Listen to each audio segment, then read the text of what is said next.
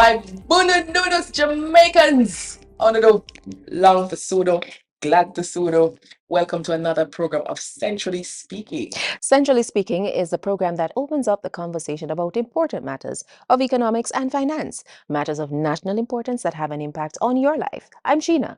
And I'm Anna. We're happy to see all of you.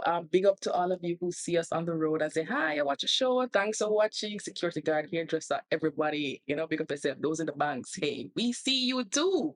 We aim to educate and inform you of the work of BOJ and other partners. Today's show is no different. We will be talking with Hank Williams, Deputy Commissioner General for Strategic Services at Tax Administration Jamaica, otherwise known as TAJ. Yes, so Hank will give us an update on digital commerce, taxation, and TADAT. Not TADA, but TADAT, TADAT, which stands for the Tax Administration Diagnostic Assessment Tool. But before we get to the interview, we want to hear from you. It's time for Street Check. Check.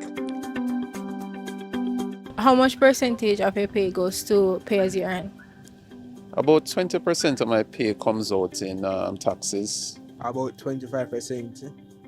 I think 25%, but that is way too much. Like, I need all my pay.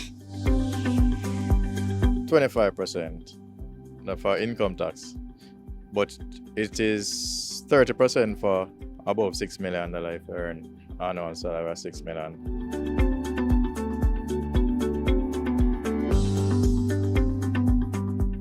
But she not even serious, but I'm tax though. Yes, and that is what it should be.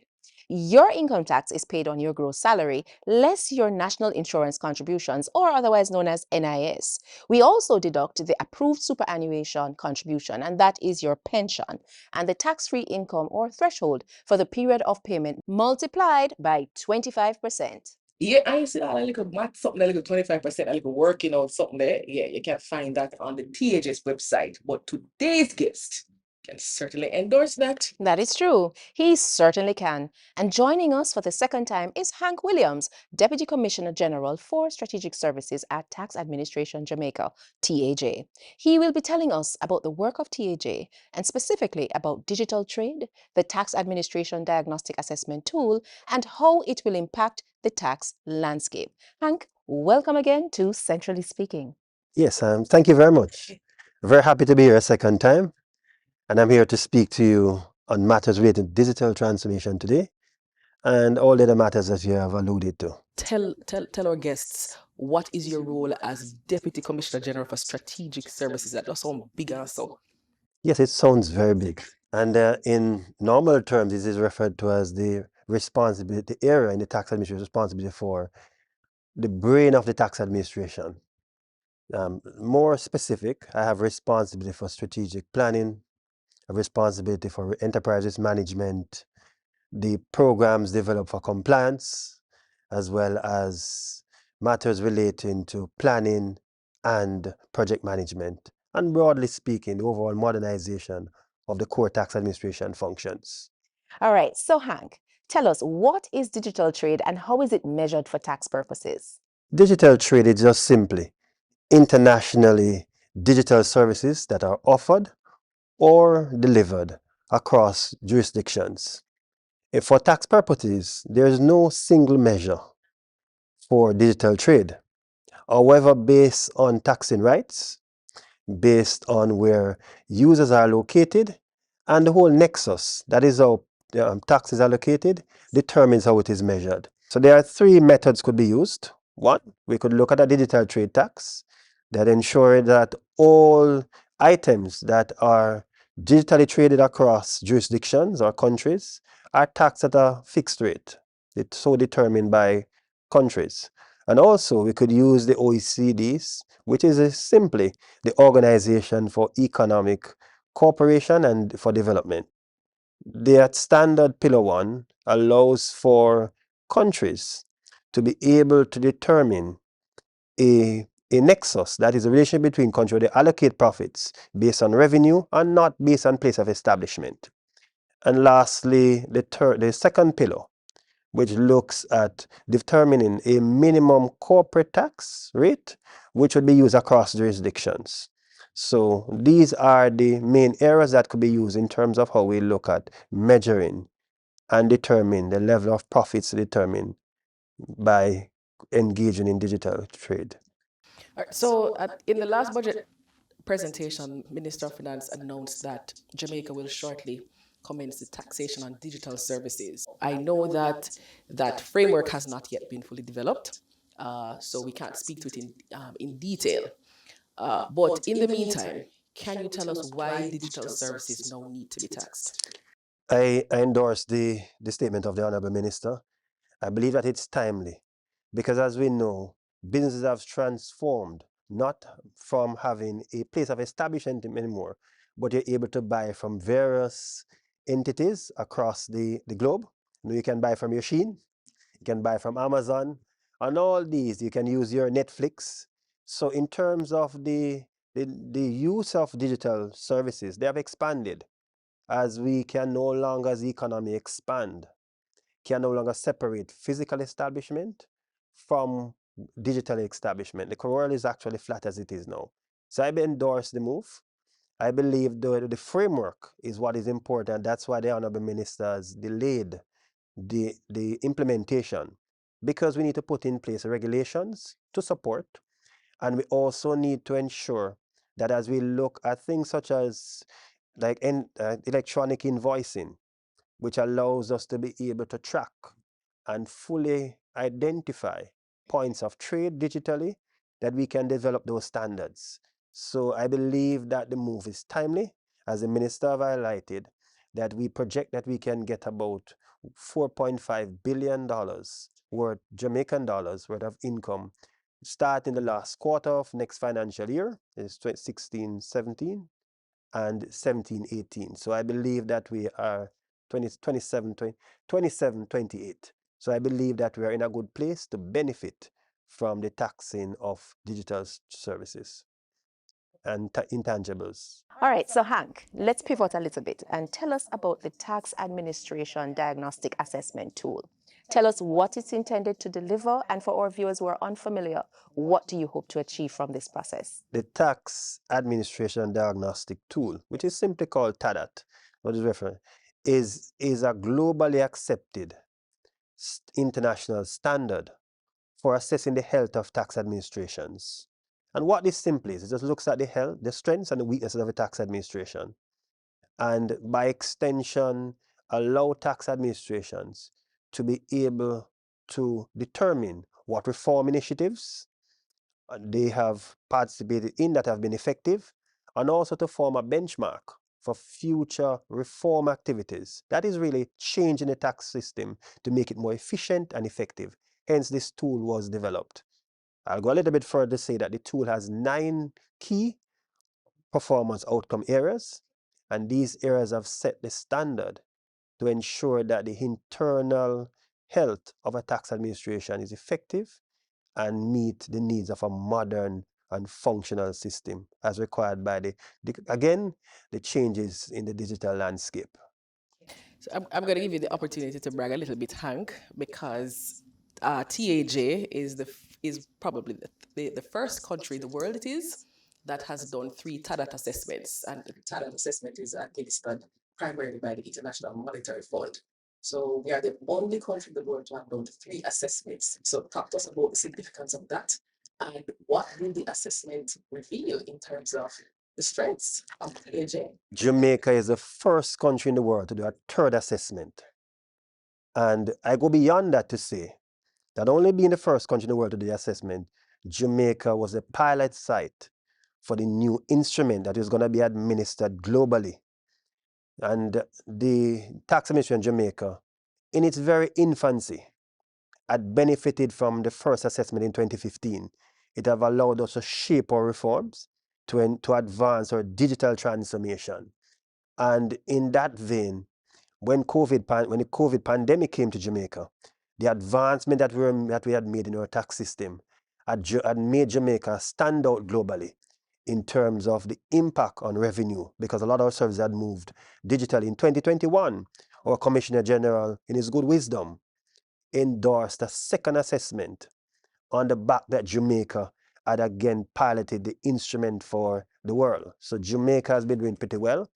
And I believe that our participation has been a testament. And I'll go further to say that when we did our first assessment in 2015, our indicators that were above standard were about 55% we had of those the indicators. At that time, we had 32 performance dimensions that were being used.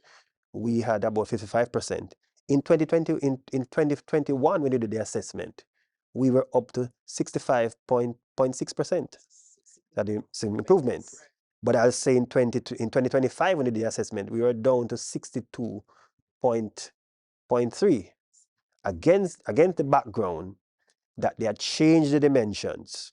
So moving from 32 to 35 areas, and some of those that deal with digital transformation, we have learned from it, that decrease, because there are some advancements that we are going to make to the tax system to make it be much more user-friendly and to meet the needs of the customer. So Jamaica is supporting you on that, Hank. Yes. So we have more questions for Hank. I'm sure you do too. But it's time for a break. Centrally speaking, we'll be right back.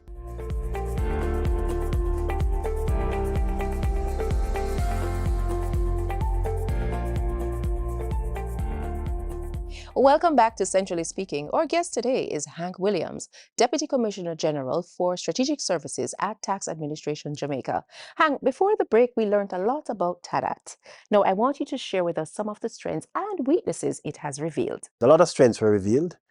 One thing which is very important is that the diagnostic assessment revealed that Jamaica has a very robust risk management system, which is a central pillar. What this really means is that Jamaica have the capacity to be able to identify taxpayers who need to be brought into the net, those that need to be paid, and all those things. It's good to provide revenue for the government. It also revealed that Jamaica has a very well-trusted and dependable and reliable voluntary compliance system. That especially with our e-services, where persons that use our digital platforms to be able to pay, as well as file their returns and treat other matters relating to taxation. Importantly too, we have a very robust dispute resolution mechanism. The person, if they have disputed tax administration, they're able to follow the process in order to resolve those disputes. It also identified that we have a very good governance arrangement in the oversight bodies, reflected that we have very good controls in that way, and also performance management. So these are important to ensure that there's accountability in Tax Administration Jamaica and our effectiveness. But in any good assessment, their strengths and their weaknesses. The weaknesses that we identified is that we need to have an automated refund system. There are lengthy delays in terms of how we deal with our disputes. A lot of these things need to be automated. And also in terms of how we treat with any form of breaches. I think that some of those were too long. And importantly, we need to look at implementing, for example, chatbot and those things to use more AI services. So these were some things that we saw as issues that we need to resolve. How can we, or to what extent does the TAJ plan to improve the digital services so we can improve our TADAT score? How we can get that from 66, from 100? Yes. Tax Administration Jamaica is built in such a way where we, as I said, we're open to scrutiny. We have opened ourselves to scrutiny, and we are going to use this as a basis in which we are going to modernize our systems. Firstly, we are in the process now of upgrading the revenue administration system. We are ensuring that the customer-facing side of the system is transformed. We are going to look at how is it that we are going to implement, for example, a chatbot in the new system. We're going to look at how we are going to make it easier for persons to be able to benefit from our services. So we'll see a whole new look in terms of how we move forward. Supporting that too, we're in the process now of, within the next 6 months, making a necessary arrangement to implement a new website. We are going to upgrade our website, that it may become more user-friendly, and also modernize some of the services and the processes that we have now. So we have seen to that way in which we are going to move the organization forward from a digital standpoint.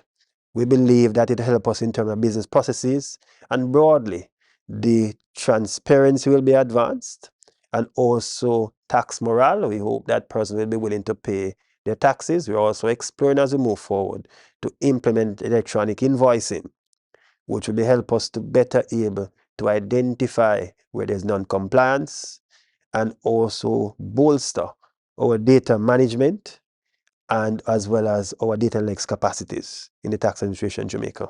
What are some of the challenges you envisage in the implementation of the recommendations coming out of TADAT, and in particular, the digital challenges? In any good system, we have to bear in mind that resistance to change is always natural. We believe that there could be possibility that person may not buy in, but we intend to, as we move, for example, digital transformation now, we're providing support to persons. We're also building capacity building where necessary. And also we intend to utilize our stakeholders, because a big part of any good digital transformation, leadership matters. And leadership have to ensure they set the stage to be able to set the broad strategic direction and also be willing to listen to the users. And we are willing. We're also going to move forward. We're putting in place a customer satisfaction survey, which will be done shortly, so we can get the feedback of the public. And we believe also that a big part of what we need to do is how is that we're going to secure funding, because financing of any digital transformation is not cheap. And we have to ensure that we get the necessary buy-in, partners with our international stakeholders. So we believe if we look at these areas of engaging our taxpayers to get the buy-in, as well as our staff, with also our customers, and to ensure that we build the partnerships that are required, we should be able to move forward within the context that we have a very strong leadership and also support from our team, that the strategic alignment of the organization is maintained as we intend to preserve the efficiency and effectiveness of the Tax Administration Jamaica. So, Hank, so the other day, I go country. They told me, whoa, police stop me. Ma'am, you know, your fitness is up. I said, no, officer, nothing couldn't go so. A lie tell. But she not be going out glove compartment. She go look for fitness. No e-fitness, my love. Police scan license plate and see that. So I know, Hank, that the digital certificates of fitness up and running, and so too is the EMVRC, the electronic motor vehicle registration. But I know the police are comfortable; they are very well informed. But how has the digital adoption been among the registered road users? Yeah. The take-up still requires a lot more support from the public. Between the period when we implemented, which is July 21st last year, 2025, to now, we have seen where we have issued, broadly speaking, motor vehicle document certification of about 350,000. Of that, about 15,000 have been done electronically. So there is still room there for persons to be able to utilize these services. And I beg the public to take up the opportunity to use the electronic portal, register, and do your fitness, and also do your motor vehicle registration. That you don't have to come to the office and spend any time inside there. You can do it from the comfort of your bedroom. Even on the beach, you can do it too. Just from once you have connectivity. So I beg the public to utilize our services, because we want to reduce our traffic in our banking halls, and we don't want to see any pictures anymore with any long lines to the tax office to deal with motor vehicle transactions. And persons tend to wait until close to the end of the month, when the documents become expired, where you have within time. So you go, but we ask persons to start, see how they can make good from early, to put the systems in place that they can be able to satisfy the obligation without this challenge of coming into our offices. And unfortunately, Hank, with that question, we're out of time. But as always, it has been an insightful session, and we want to thank you for joining us here on Centrally Speaking. We have been speaking with Hank Williams, Deputy Commissioner General for Strategic Services at Tax Administration Jamaica. He has been sharing about TAJ's efforts at capturing e-commerce and digital trade. Centrally Speaking will be back after the break.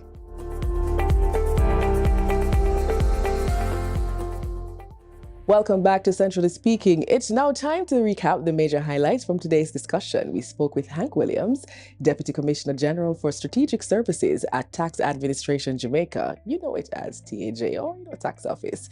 You know what time it is, right? It's time for the Fast Facts.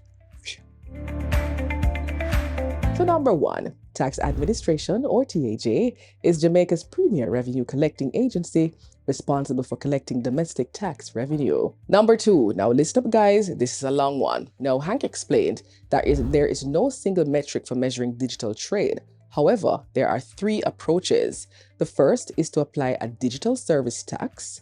The second approach is the OECD Pillar 1, which focuses on taxing jurisdictions. The third approach is also OECD Pillar 2, which focuses on levying a minimum corporate tax. And when we say OECD, we mean Organization for Economic Cooperation and Development. Now, number 3, the Tax Administration Diagnostic Assessment Tool, or TADAT, is the globally accepted benchmark for measuring the health of tax systems. It measures 9 key performance outcome areas. Number 4, Jamaica was the pilot site for TADAT Field Guide in 2025. We are the first country to complete 3 TADAT assessments. And number 5, since July 2025, 350,000 motor vehicle registration certificates were issued, with 50,000 or 15% processed online. And that's it for the Fast Facts. We've come to the end of another program. Follow us on X and Facebook at Central Bank JA, at Central Bank Jamaica on Instagram, and on BOJ's YouTube channel. You can also visit our website at www.boj.org.jm. And remember, guys, please send us your questions on X or Facebook. And of course, watch another episode of Centrally Speaking next week at the same time right here on your station, when we will have another special guest. I'm Anna. I'm Sheena. Thanks for watching. Centrally Speaking is a production of Bank of Jamaica.